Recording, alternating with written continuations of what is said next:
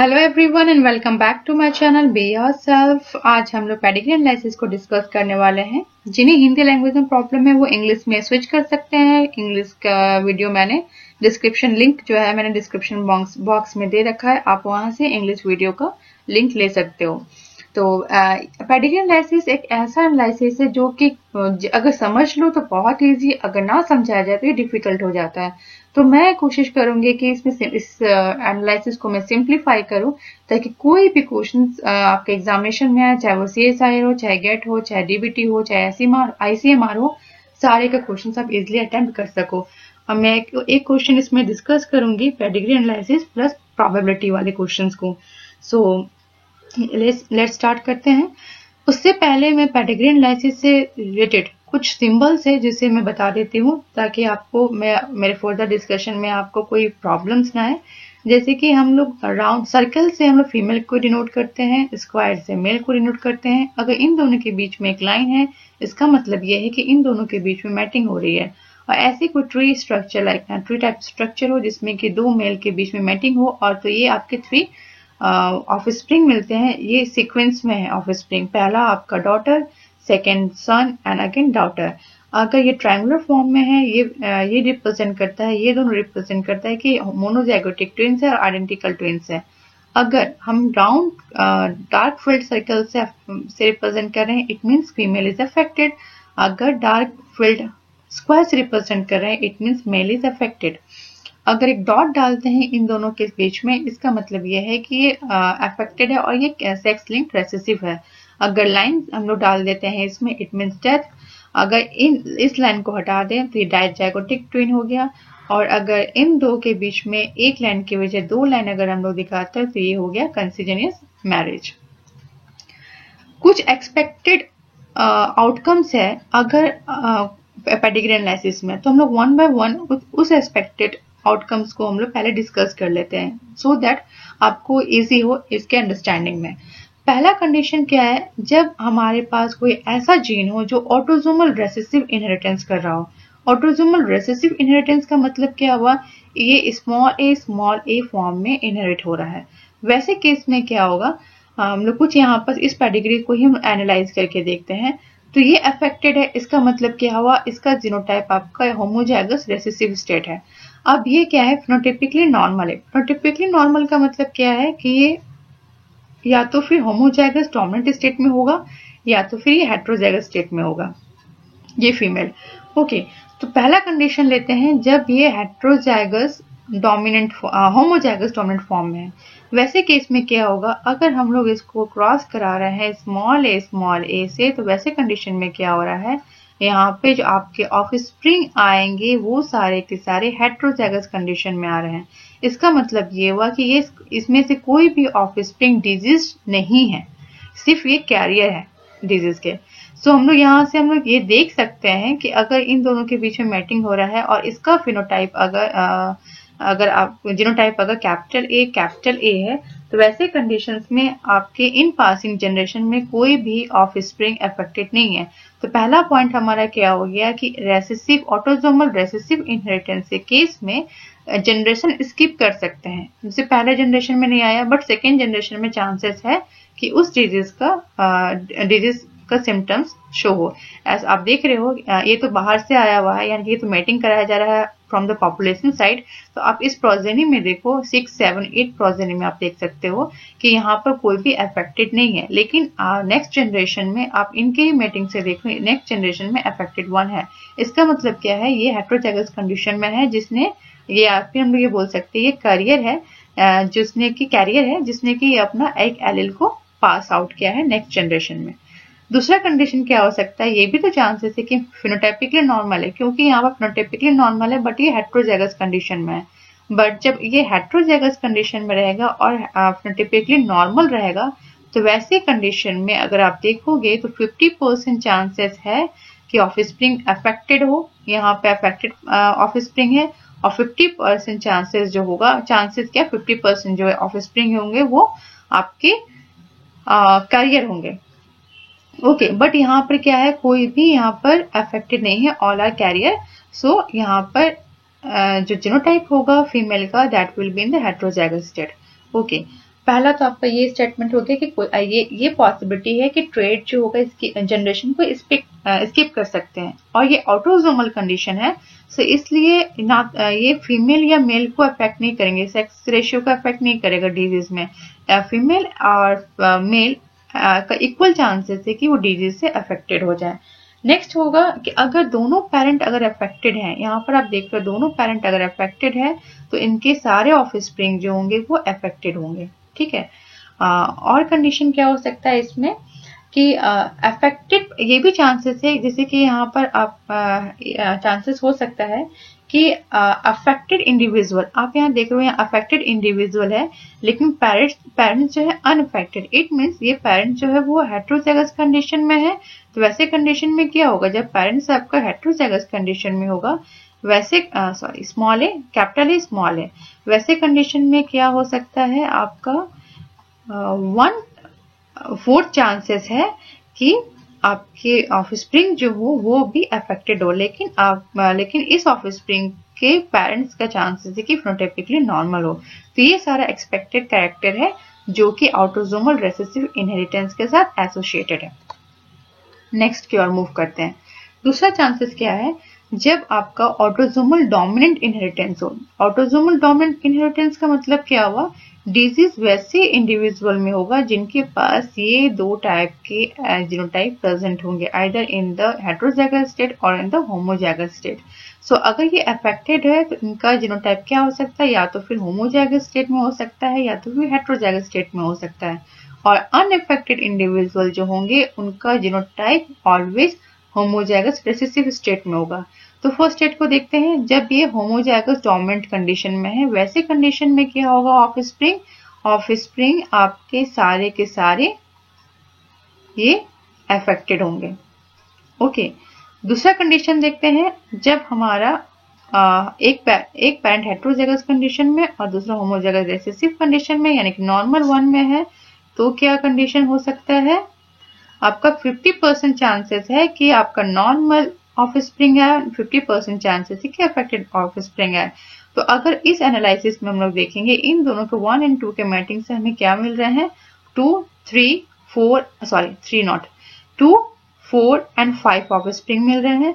तो हमने देखा क्या कि यहाँ पर एक अनअफेक्टेड है। इट मीन्स जो यहाँ पर जो मेल है जो अफेक्टेड है उनका जो जीनोटाइप होगा वह हेट्रोजाइगस कंडीशन में होगा। अगर होमोजाइगस कंडीशन में होता है तो सारे ऑफस्प्रिंग इनके अफेक्टेड होते हैं, लेकिन यहाँ पे एक अनअफेक्टेड ऑफस्प्रिंग है, इसलिए जो मेल है वो हेट्रोजाइगस कंडीशन में है। तो यहाँ पर आप देखोगे कि ऑटोसोमल डोमिनेंट इनहेरिटेंस के केस में जनरेशन को स्किप नहीं करे, हर एक जनरेशन में 2 में भी 3 में भी कोई जनरेशन स्किप नहीं करे, हर जनरेशन में अपना जीन को पास आउट कर रहे हैं क्योंकि ये डोमिनेंट कैरेक्टर से इनहेरिटेड है। दूसरा क्या है, अफेक्टेड पर्सन अगर अनअफेक्टेड पर्सन से मैटिंग करे, तो ये तो मैंने बता दिया 50% चांसेस क्या होगा, 50% चांसेस है कि अफेक्टेड हो और 50% चांसेस है कि अनअफेक्टेड हो। ठीक है, और ऑटोसोमल होने की वजह से यहाँ पर भी आपका मेल और फीमेल में कोई डिफरेंस नहीं आएगा, मेल और फीमेल इक्वली प्रोबेबल है डिजीज के लिए। नेक्स्ट आता है sex linked dominant inheritance. Dominant inheritance का मतलब है कि फीमेल यहाँ पर जो अफेक्टेड शो हो रहा है इनके पास 2 टाइप्स ऑफ जीनोटाइप्स हो सकते हैं। इधर ये जीनोटाइप हो सकता है जिसमें कि दोनों एक्स क्रोमोसोम्स में डिजीज एलील प्रेजेंट हो, दूसरा प्रेजेंस हो सकता है कि एक ही क्रोमोसोम्स में डिजीज एलील प्रेजेंट हो और दूसरा नॉर्मल हो। वैसे कंडीशन में क्या होगा, हम लोग दोनों कंडीशन देखते हैं। और ये मेल जो है वो नॉर्मल है और डोमिनेंट इनहेरिटेंस है, इट मीन्स मेल का ऑब्वियसली XY जीनोटाइप होगा। पहला कंडीशन लेते हैं, जब दोनों ही क्रोमोसोम्स में डिजीज का एलील प्रेजेंट हो। वैसे केस में क्या होगा, हमें ऑफस्प्रिंग क्या मिल रहे हैं यहाँ पर XCX, XCY and XCY. All of them are affected. But here if we will look the pedigree, अगर हम यहाँ पेडिग्री देखेंगे तो यहाँ पे क्या है 50% ही अफेक्टेड है। इट मीन्स अगर इसका मतलब ये है कि दोनों ही क्रोमोसोम्स में एलील्स प्रेजेंट नहीं है, इनमें से किसी एक क्रोमोसोम में एलील प्रेजेंट है। अगर हम इनके बीच में क्रॉस कराएंगे जिसमें कि एक ही क्रोमोसोम्स में एलील प्रेजेंट है, वैसे केस में क्या होगा, XCX, XX, XCY and Y। आप देख सकते हो यहाँ पर 50% अफेक्टेड है एंड 50% नॉर्मल है। इट मीन्स ये जो फीमेल है इनके पास जीनोटाइप है वो XC X का जीनोटाइप है। तो इसका मतलब ये हुआ जैसे कि डोमिनेंट ऑटोसोमल डोमिनेंट इनहेरिटेंस में आप देख रहे थे कि जनरेशन स्किप नहीं कर रहा था जीन डिजीज, तो यहाँ पर भी जनरेशन स्किप नहीं कर रहा। इस जनरेशन में नंबर 1, 2 और 3 तीनों जनरेशन में आपका डिजीज कंडीशन है। वैसा कंडीशन जहां पर आपका एक नॉट या एक यहाँ पर आपका XC X कंडीशन है, तो वैसे कंडीशन में हम लोगों ने क्या देखा कि ये जो मेल है इसके पास XCY जीन प्रेजेंट है, इसके पास XC X प्रेजेंट है, ये XY एंड ये XX नॉर्मल कंडीशन प्रेजेंट है। अगर XCY यानी कि अगर मेल अफेक्टेड है बट अगर फीमेल अनअफेक्टेड है, वैसे कंडीशन में क्या होगा, जो जीन है आपका जो अफेक्टेड जीन है वो सिर्फ और सिर्फ फीमेल में पास आउट होगा। आप यहाँ पर देख सकते हो XX को अगर XCY से अगर हम लोग क्रॉस कराएंगे तो हमें क्या मिलेगा, XXC यानी कि ये अफेक्टेड फीमेल हो गई, सारी फीमेल यहाँ अफेक्टेड होगी, लेकिन मेल जो होंगे वो नॉर्मल कंडीशन में होंगे, ये डिजीज नहीं होंगे। तो ये कैरेक्टर एसोसिएटेड होता है सेक्स लिंक डोमिनेंट इनहेरिटेंस के साथ। नेक्स्ट कंडीशन आते हैं sex link recessive inheritance. Sex link recessive inheritance का मतलब क्या है, जो क्रोमोसोम होंगे वो दोनों ही क्रोमोसोम्स में आपके फीमेल के केस में दोनों ही एक्स क्रोमोसोम्स में डिजीज्ड एलील प्रेजेंट होगा। अगर मेल अफेक्टेड होगा जैसे कि नंबर 7 में अगर मेल अफेक्टेड है इट मीन्स इनका जीनोटाइप जो होगा XCY होगा। तो ऑब्वियसली यहाँ से तो कोई डाउट नहीं है, ये अगर फीमेल अफेक्टेड है XC इनके पास जीन है और इनके पास X और Y जीन है, तो हमारे पास क्या आया, अगर हम इनके बीच में क्रॉस कराते हैं XC इसके बीच में अगर हम लोग क्रॉस कराते हैं तो आप देखोगे XC X XC X XCY and XCY, यानी कि सिर्फ और सिर्फ मेल यहाँ पर अफेक्टेड है बट फीमेल जो होंगे वो कैरियर होंगे। ओके अगर नॉर्मल मेल यानी कि XY और कैरियर फीमेल के बीच में अगर मैटिंग होता है, वैसे कंडीशन में भी सिर्फ और सिर्फ मेल ही अफेक्टेड होंगे। तो बेसिकली जो रेसेसिव एलील्स होते हैं, सेक्स लिंक्ड रेसेसिव एलील्स जो होते हैं उसमें फीमेल्स सेफ रहते हैं और मेल अफेक्टेड होते हैं। अफेक्ट कब होता है फीमेल में, जब दोनों फादर और मदर दोनों ही अफेक्टेड होंगे, दोनों के पास अगर जीन आपका प्रेजेंट होगा एलील्स डिजीज का रेसेसिव कंडीशन में, वैसे कंडीशन में सारे के सारे प्रोजेनी जो होंगे वो अफेक्टेड होंगे। तो ये एक जनरल पैटर्न था जिससे कि हम लोग एनालिसिस कर सकते हैं कि किस पैटर्न ऑफ इनहेरिटेंस है, ऑटोसोमल रेसेसिव है, ऑटोसोमल डोमिनेंट है, सेक्स लिंक रेसेसिव है या सेक्स लिंक डोमिनेंट है। तो अब हम एक प्रॉब्लम डिस्कस कर लेते हैं प्रोबेबिलिटी बेस्ड, जो कि पेडिग्री एनालिसिस बेस्ड है, जिसमें कि जनरली स्टूडेंट फंस जाते हैं, लेकिन आप एक बार इसे समझ जाओ तो इसमें प्रॉब्लम नहीं आती है और ये सबसे इजी पार्ट होता है। अगर आप CSI या नेट की बात करें तो ऐसे क्वेश्चन जनरली पार्ट C में पूछे जाते हैं, और अगर आप एक बार ये समझ जाओ तो आप इजीली और कम टाइम में 4 मार्क्स स्कोर कर सकते हो। Let's start. तो यहाँ क्वेश्चन ये है कि जो डिजीज है इस पेडिग्री में, पेडिग्री एनालिसिस कंडीशन में जो डिजीज पर्सन है, डिजीज जो कैरी हो रहा है वो रेसेसिव एलील की वजह से कैरी हो रहा है। तो हमें ये फाइंड आउट करना है कि अगर 4 और 5 के बीच में मैटिंग हो रहा है तो इनका जो प्रोजेनी होगा, सपोज X नाम का कोई प्रोजेनी है, तो इनमें डिजीज होने का क्या चांसेस है। तो यहाँ पर इट मीन्स इनमें स्मॉल ए जीनोटाइप आने का क्या चांसेस है। तो अब हम इसका एनालिसिस स्टार्ट करते हैं। तो जितने भी यहाँ पर हम लोग फिनोटाइपिकली नॉर्मल इंडिविजुअल देख रहे हैं उसमें क्या कंडीशन प्रेजेंट हो सकता है, उनका क्या जीनोटाइप हो सकता है, या तो फिर वो होमोजाइगस कंडीशन में हो सकते हैं या तो फिर हेटेरोजाइगस कंडीशन में हो सकते हैं। पहला कंडीशन लेते हैं जब दोनों के दोनों होमोजाइगस कंडीशन में है। वैसे केस में क्या होगा, जब मेल और फीमेल दोनों होमोजाइगस कंडीशन स्टेट में है तो ऑब्वियस सी बात है यहाँ पर स्मॉल ए तो है ही नहीं, यानी कि रेसेसिव एलील तो है ही नहीं, तो 100% चांसेस होगा कि आपका जो ऑफस्प्रिंग होंगे वो भी नॉर्मल होंगे। लेकिन यहाँ पर जो ऑफस्प्रिंग है वो नॉर्मल नहीं है, वो इन्फेक्टेड है। इट मीन्स इसमें से किसी एक पेरेंट, कोई एक पेरेंट का पॉसिबिलिटी हो सकता है कि उनमें एटलीस्ट किसी एक के पास तो homozygous gene recessive gene present हो, सॉरी उनके पास एक रेसेसिव जीन प्रेजेंट हो, तो क्या कंडीशन हो सकता है? अगर उनमें से किसी एक पेरेंट्स होमोजाइगस कंडीशन में है और दूसरा पेरेंट्स अगर हेट्रोजाइगस कंडीशन में है, तो वैसे कंडीशन में क्या होगा? Capital A capital A capital A small A. तो हमारे पास क्या आएगा? Capital A capital A capital A capital A capital A small A capital A small A. ऐसे कंडीशन में आप देख रहे हो कि इन्हीं के पास भी रेसेसिव कंडीशन में एलील्स प्रेजेंट नहीं है होमोजाइगस कंडीशन में। इसका मतलब सारे के सारे प्रोजेनी जो है वो अनइफेक्टेड है। ओके, बट हम अगर इस कंडीशन में देखेंगे तो हमारा प्रोजेनी नंबर 2 जो है वो अफेक्टेड है। इट मीन्स क्या हुआ? हम दूसरा कंडीशन लेंगे जब दोनों के दोनों पेरेंट्स आपका हेट्रोजाइगस कंडीशंस में है। वैसे कंडीशन में क्या होगा? Capital A small A capital A small A capital A capital A capital A small A capital A capital small A small A small A. हम देख रहे हैं यहाँ पर कि एक प्रोजेनी अफेक्टेड है। इट मीन्स जो हमारा ये जो इंडिविजुअल है ये दोनों हेट्रोजाइगस कंडीशन में है। हम लोग यहाँ से और क्या कंक्लूड कर सकते हैं? ऑफस्प्रिंग में आपका डिजीज कंडीशन तभी पास कर रहा है जब दोनों ही हेट्रोजाइगस कंडीशन में है, या एक दूसरा कंडीशन हो सकता है कि एक हेट्रोजाइगस कंडीशन में है और दूसरा होमोजाइगस कंडीशन में है। वैसे कंडीशन में भी आप देखोगे तो आपका डिजीज ऑफस्प्रिंग में पास आउट कर रहा है। इट मीन्स यहाँ पर 50% जब आपका एक हेट्रोजाइगस कंडीशन और दूसरा होमोजाइगस कंडीशन रेसेसिव में प्रेजेंट है, तो 50% ऑफस्प्रिंग जो होंगे अफेक्टेड होंगे और 50% जो होंगे वो कैरियर होंगे।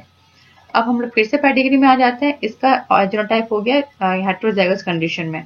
अब क्या है, ये जो बाहर साइड से पॉपुलेशन आ रहा है, हमें इसका भी जीनोटाइप पता नहीं है, तो इसका जीनोटाइप या तो फिर कैपिटल ए हो सकता है या तो फिर कैपिटल ए स्मॉल ए हो सकता है, क्योंकि फिनोटाइपिकली नॉर्मल है। अब कंडीशन हम लेते हैं, अगर ये फिनोटाइपिकली नॉर्मल है लेकिन ये मैरी किसके साथ कर रहा है? ये होमोजाइगस रेसेसिव के साथ मैरी कर रहा है। वैसे कंडीशन में क्या होगा? अगर ये होमोजाइगस कंडीशन में डोमिनेंट कंडीशन में प्रेजेंट है, तो आप देख सकते हो यहाँ पे कि इसमें से कोई भी ऑफस्प्रिंग जो है इनके पास होमोजाइगस रेसेसिव कैरेक्टर नहीं पास आउट हुआ है। इट मीन्स इनके पास एक जो पेरेंट है आपका, जो बाहर से जो पेरेंट आ रहा है, ये आपका हेट्रोजाइगस कंडीशन में है। जब इन दोनों के बीच में मैटिंग हो रहा है, जैसे हम लोगों ने यहाँ पर करवाया है, capital A small A heterozygous condition और होमोजाइगस रेसेसिव कंडीशन में आप देखोगे तो 50% चांसेस है कि अफेक्टेड हो और 50% चांसेस है कि ये होमोजाइगस स्टेट में प्रेजेंस हो। इसका मतलब क्या है? ये सारे के सारे आपका अफेक्टेड वन है जहां पर हेट्रोजाइगस ए प्रेजेंट है, और ये 100% चांसेस है आपका, बाकी जो 50% जो चांसेस बचा आपका वो आपका हेट्रोजाइगस कंडीशन में। अगेन थर्ड जनरेशन में आप आओगे तो आप वही कंडीशन अप्लाई करोगे कि या तो फिर इसमें होमोजाइगस कैपिटल ए होगा या फिर कैपिटल ए स्मॉल यानी कि हेट्रोजाइगस कंडीशन होगा। तो हमें पता है कि अगर यहाँ पर ऑफस्प्रिंग जो है वो डिजीज्ड वन है, इसका मतलब ये भी अब आपका हेट्रोजाइगस कंडीशन में प्रेजेंट होगा, क्योंकि अगर होमोजाइगस कंडीशन में प्रेजेंट होता तब हम लोगों ने क्या देखा था? जब ये होमोजाइगस कंडीशन में प्रेजेंट था और एक पेरेंट हेट्रोजाइगस कंडीशन में प्रेजेंट था, तब कोई भी डिजीज ऑफस्प्रिंग नहीं था। इसका मतलब ये हुआ कि ये जो आपका ऑफस्प्रिंग है डिजीज कंडीशन में है, तो इसीलिए पेरेंट्स जो होंगे आपका हेट्रोजाइगस कंडीशन में होंगे। अब जब इन दोनों का हेट्रोजाइगस कंडीशन में प्रेजेंट है, तो क्या चांसेस है कि फिनोटाइपिकली नॉर्मल है? इनका क्या क्या जीनोटाइप हो सकता है? तो अगर आपने इस पे क्रॉस कराया capital A small A capital A heterozygous condition को जब आपने क्रॉस कराया था, तो यहाँ हमें 3 जो मिल रहे थे प्रोजेनी, वो फिनोटाइपिकली नॉर्मल थे, यानी कि आउट ऑफ 3 इसमें से 2 जो है वो कैरियर है और एक जो है वो होमोजाइगस कंडीशन में प्रेजेंट है। तो हमने देखा कि अगर पेरेंट्स हेट्रोजाइगस कंडीशन में, फिनोटाइपिकली नॉर्मल यहाँ दोनों है, इसका मतलब अगर इस कंडीशन में प्रोजेनी को अगर अफेक्टेड होना है, इसका मतलब आपका 4 और 5 दोनों को हेट्रोजाइगस कंडीशन में प्रेजेंट होना चाहिए। तो इन दोनों के मैटिंग से नंबर 4 का हेट्रोजाइगस होने का क्या प्रोबेबिलिटी है? तो दोनों हेट्रोजाइगस पेरेंट का जब मैटिंग हुआ तो हमें क्या प्रोबेबिलिटी मिल रहा है हेट्रोजाइगस होने का? हेट्रोजाइगस प्लस फिनोटाइपिकली नॉर्मल है। तो यहाँ फिनोटाइपिकली नॉर्मल कितने इंडिविजुअल है? 1 2 3 जो इंडिविजुअल वो फिनोटाइपिकली नॉर्मल है, और इसमें से हेट्रोजाइगस कितने कंडीशन में है? 1 और 2। तो प्रोबेबिलिटी क्या है नंबर 4 का हेट्रोजाइगस होने का? 2 आउट ऑफ 3। अब इस वाले कैटेगरी में चले आते हैं। यहाँ पर क्या है, ये आपका फिनोटाइपिकली नॉर्मल है। इसका मतलब है कि कैपिटल ए हो सकता है या कैपिटल ए स्मॉल ए हो सकता है, और एक पेरेंट आपका होमोजाइगस रिसेसिव कंडीशन में है।